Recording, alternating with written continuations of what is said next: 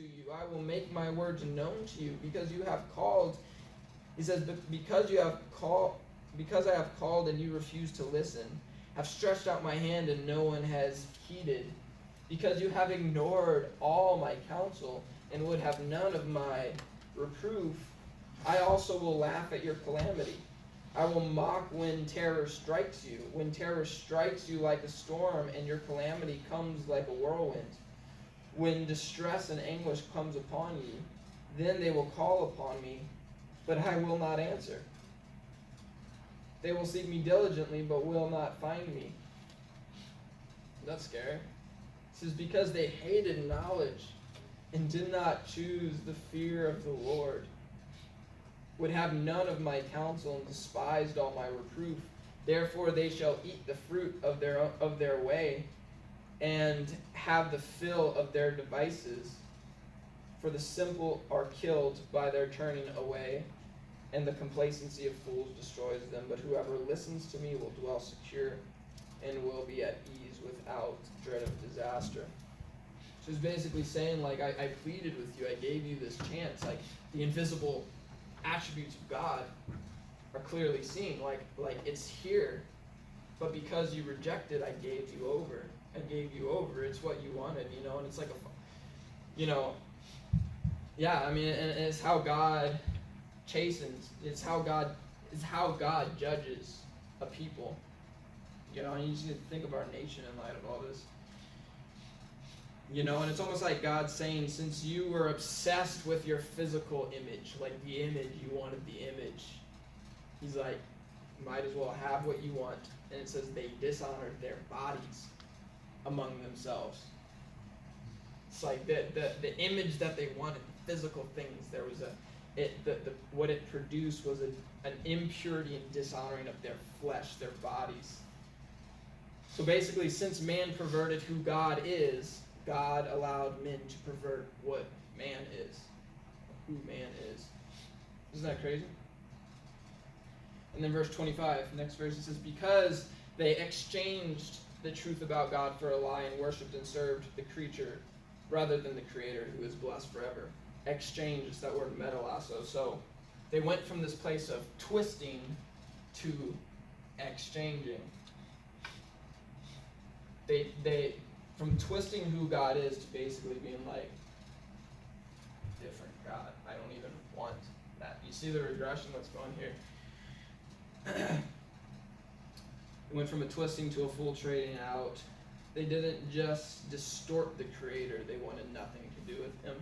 For this reason, God gave them up to dishonorable passions. For their women, interesting word, exchanged, metalasso, same word. We exchanged, traded it out, and said their women traded out, exchanged natural relations for what is contrary to nature.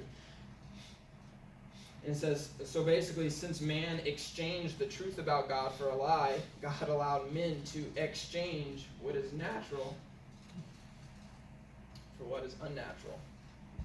And it's pretty apparent here that this is speaking of specifically the sin of homosexuality. And you go to the end of the chapter and it does a broad gamut of sins, but I think it portrays here, like, specifically what sin is, and so homosexuality, dealing with that sin specifically, it isn't just a sin against God, as you can see here, it's also a sin against nature itself. Basically, God gave them over to what is not natural.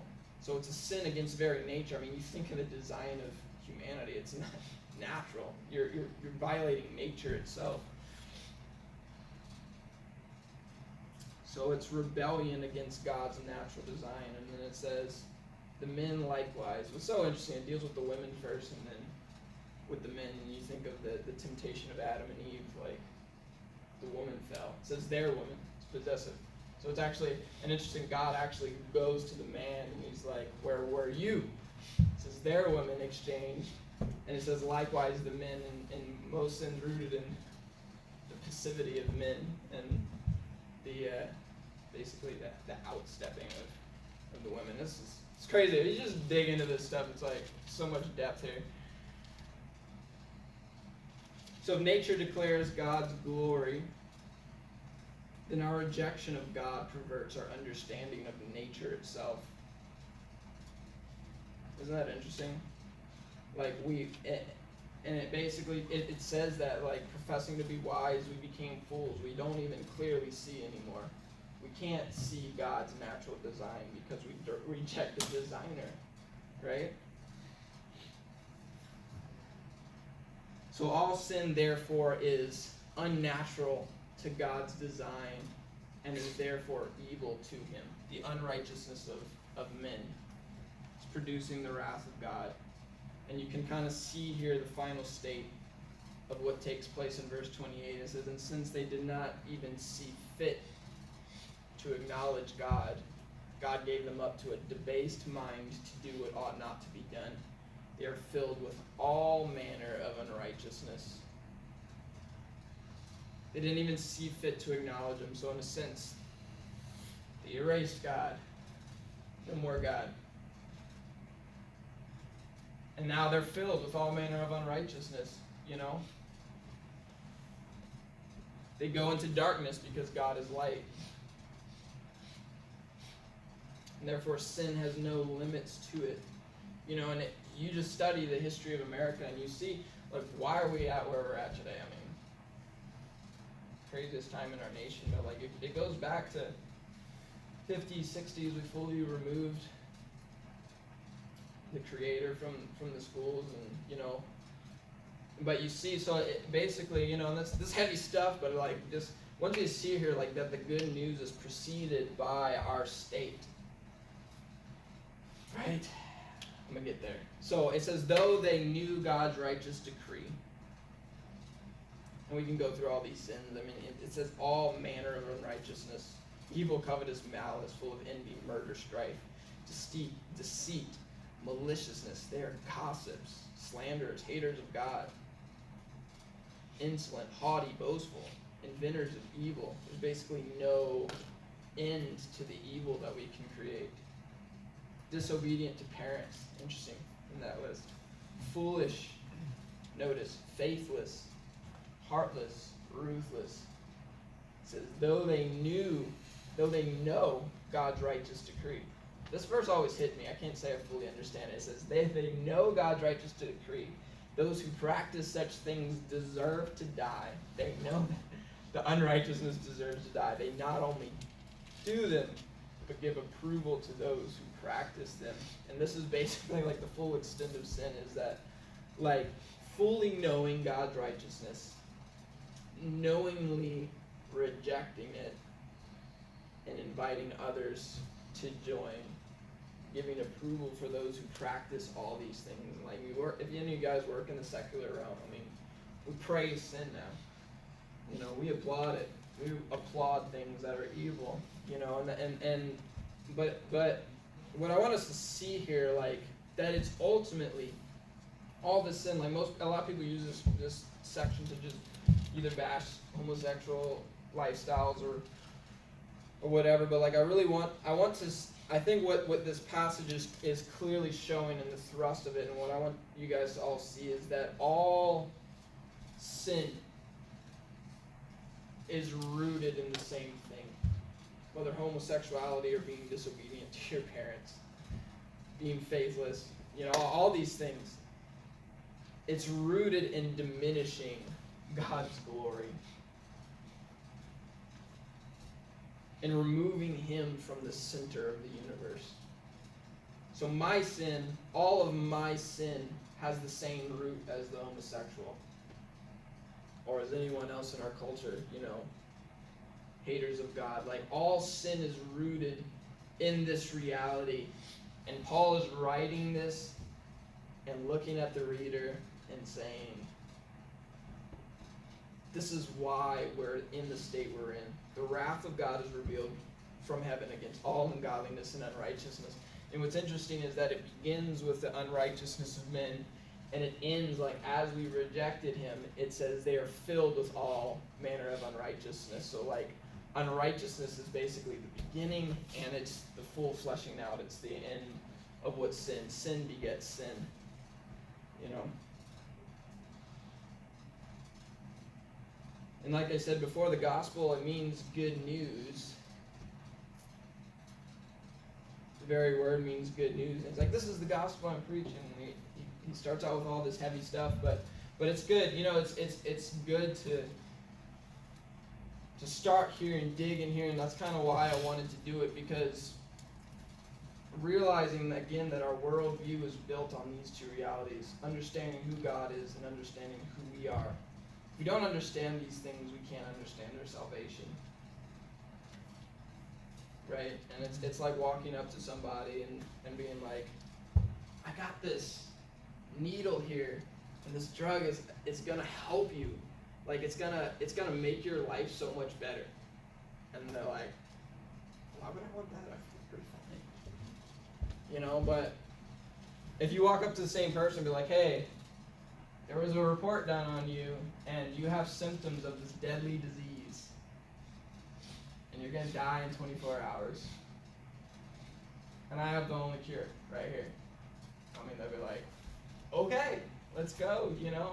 And that's what the gospel does to us, is it rightly shows us who we are, you know? And as we unfold this, and I wanted to do this specifically because this realization is like all these truths, like we're familiar, most of us like are familiar with the gospel and being raised in church, but like this like if we understand these things, like if we understand who we are and understand who God is and the chasm between the two, the good news becomes good news. You know, this is what makes the gospel so good. This is what, all the way to Romans 12, he says in the beginning, he's like, I beseech you, I beg you, brothers, by the mercies of God, present your bodies as a living sacrifice. And he's looking back at all he said, like in light of who you were, in light of what Jesus did, by the mercies of God, present your body. So this stuff becomes practical because, like our love for him flows out of knowing what he's done, knowing who we were. And it also, this practically gives us an understanding of our sin and our struggle, just in this passage. We'll deal with it more later, but it's interesting how simple these two things are. Thanking God and glorify him, because we as a people do not give thanks or return glory. It reduces our knowledge of God. It darkens our mind, so like simple practice. I mean, you read throughout the Psalms, praise and thanksgiving, praise and thanksgiving. Like this is literally like, the basic life of a Christian is just like, all that you are, all that you've given me is from you. Thank you.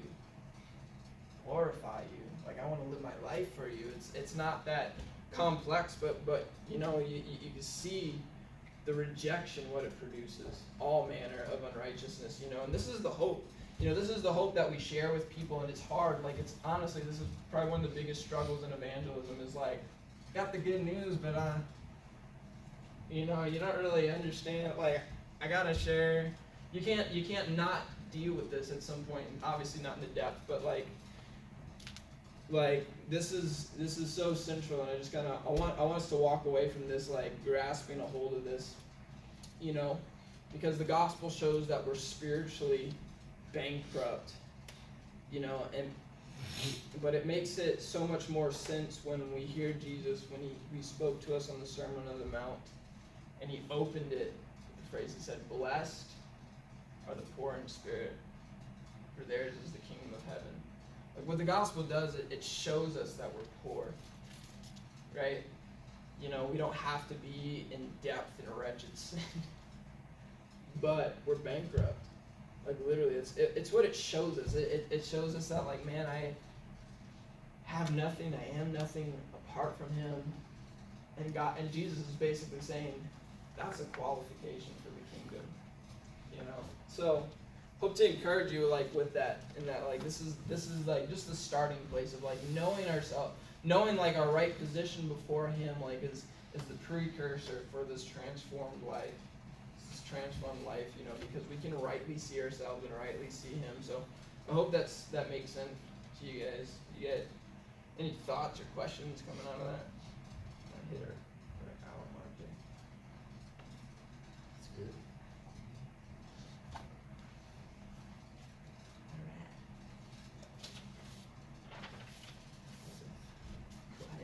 okay.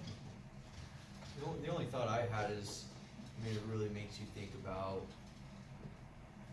yourself as a being and, just the gravity of this, that this is a life and death situation, our lives hang in that balance. And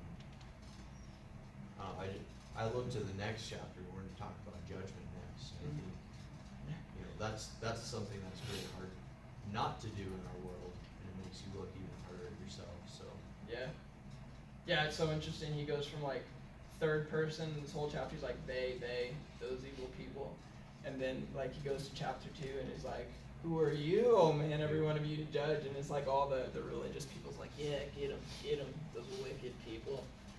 And the gospel at some point is like, no, I'm actually talking about you guys, and yeah, it's like the gospel's pretty thorough. The first 3 chapters, I'm gonna try to do the next 2 in the next teaching, but like it thoroughly sweeps over all of humanity, and as it says, it's like so that we're all guilty, that we're all under sin, So it's good. So, all right. Well, let's close in prayer, and we'll go from there. Father, we bless and thank you for just these moments. We thank you for the riches in your word, Lord, and I just pray that there would be a continual illumination, that there would be a clarity brought to these things, and if there's a weightiness that it's produced, Lord, I pray that it would produce faith in us, Lord, that we would believe what you've revealed about us first and then our world. Lord, that we would go from here living transformed, that we would see ourselves rightly before you, and that's the beginning of worship. It's showing you are worthy. And God, I just pray our lives would glorify you, that we would live in thanksgiving and enjoy today, that we would know we're recipients of this good news, that you've changed us, that we're no longer under your wrath. And God, we love you. Just thank you for these moments, and we give you the rest of this service in Jesus' name.